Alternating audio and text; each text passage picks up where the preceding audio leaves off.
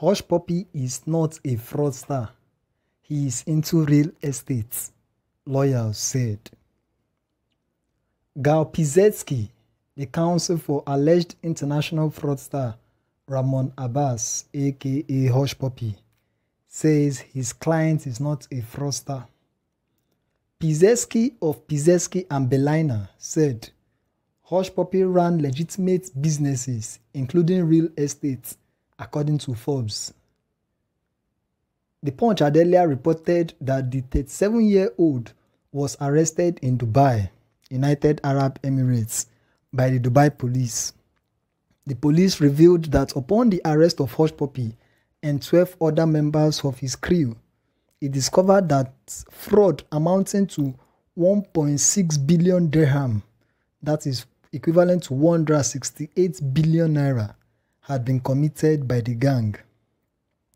No fewer than 1.926 million people from different parts of the world were also said to have fallen victim of the suspects.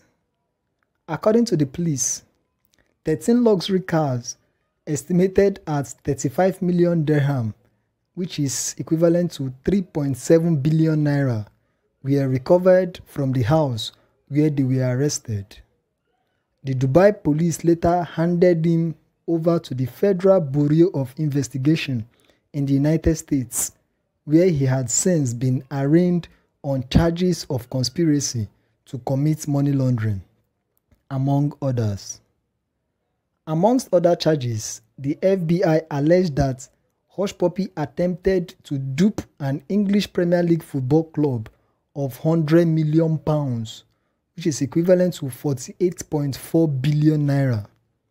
The allegation is contained in an affidavit deposed to by FBI Special Agent Andre Innocenti, who is assigned to the Los Angeles Field Office High-Tech Organized Crime Squad. The affidavit read in part, Abbas and others further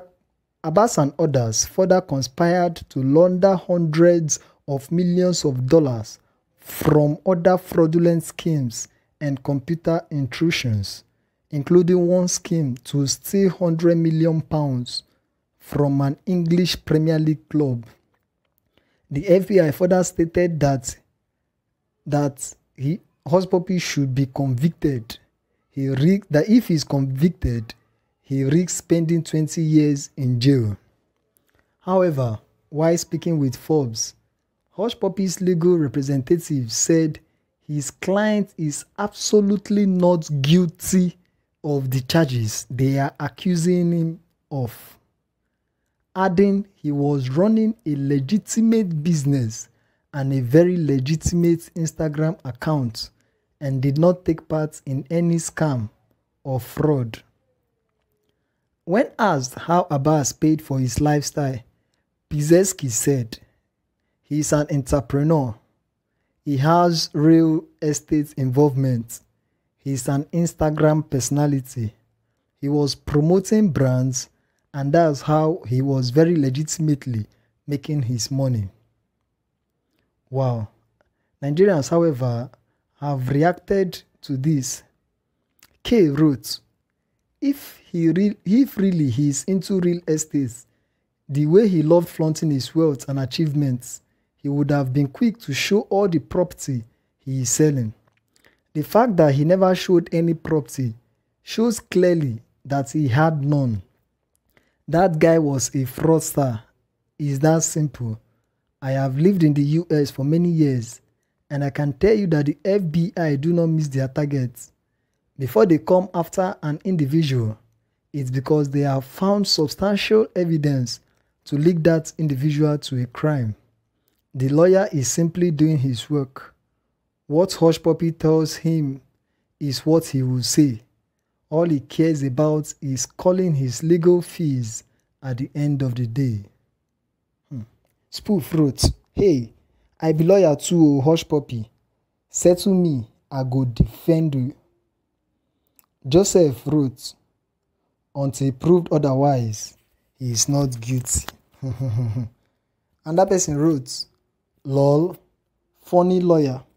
You are fired. Stanley Jones wrote, if I get paid $1 million, I won't mind being his attorney.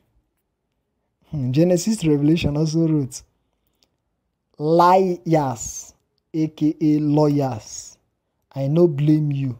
Now your work you dey do. No do, you go collect your own share. Lawyers generally promote crime all over the world.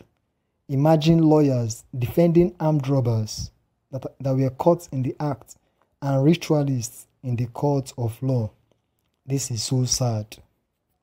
Babatunde Razak wrote, that lawyer is a joke.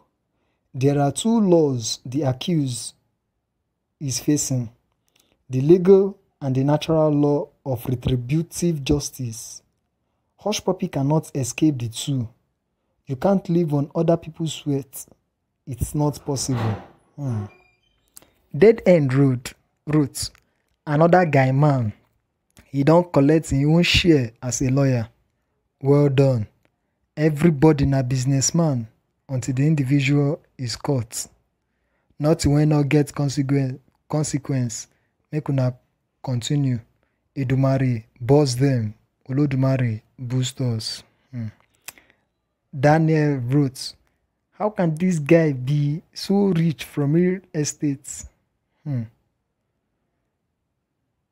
Okay, then he wrote FBI assuring you, that is FBI, mind yourselves. And that person, the same guy wrote, when I don't hear now, those of you that quickly passed a guilt verdict on Hushpuppi, his lawyer has spoken. He is a real estate developer. This case will be very interesting. I will follow it to the end. Okodoro said, smart lawyer about to get his share of the ill-gotten wealth.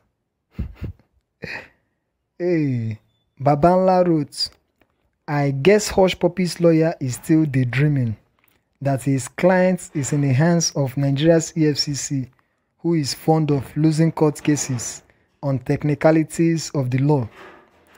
Gal, that is the lawyer, needs to understand that he is dealing with the Federal Bureau of Investigation, FBI, that could take a whole year or more to investigate a case before arresting their suspects. Unlike Nigeria, where EFCC will arrest first before investigating. The two are different, and moreover, in the US, Hushpuppi has no political godfather who would influence the case in his favor, unlike here, where he is being celebrated as a king. Well, his lawyer must get his own share of that 150 million dirhams, which is equivalent to 1.6 billion naira cash Dubai police found in Hushpuppi's mansion. Ekwoma International Media wrote, he worked with the oil company before and his parents were very rich. His lawyer should include those ones as well. Those are the sing-songs of Nigerian politicians.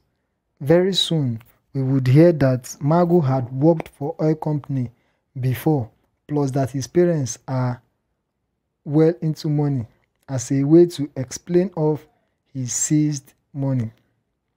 The more you look, the less you see in Buhari's Nigeria. Atakamosu wrote, wow, a Yankee criminal just doing his job to get a lesser sentence for his client. How he will wriggle out of this one is what I am waiting to see. Then Jay replied to him saying, Afro comment, truly I'm not a fan of anyone, but the only way to identify Nigerians on cases like this is when a person says something with a fine point. Others are so quick to follow suit. It's a critical issue, but at the same time, take your brains along with you in every story in life. It can happen to anyone, being guilty or not guilty. The reality about life, when you are poor, no one can question you about your little funds in your pockets. But when you are rich and especially happily flaunting it, everyone wants to point a finger at you with any little chances. Majority of the people who were singing his praise before the problem are the same people casting a stone at him. Note: we are all travelers. We know how we treat ourselves out there in another man's country with love, understanding and sympathy, calling ourselves brothers even when we are not of the same tribe or of religion, or even when we do wrong. But immediately we get back into the heat in Nigeria, we are enemies. Akon said something. He said, whenever something terrible happens in Africa or to an African, we Africans are so quick to put out negative energy, and that story will be everywhere. But in America, there can be thousands of crises and crimes, but the Americans will only let you know of just one or two and say it's all. Your government is worse too. What this young man has done. Stop beefing and let's learn how to accept our own and how to tackle our own problems in Africa. So guys, people have reacted to this. If you have anything to say concerning this, drop your comment in the comment section and don't forget to please subscribe to this channel. Thank you.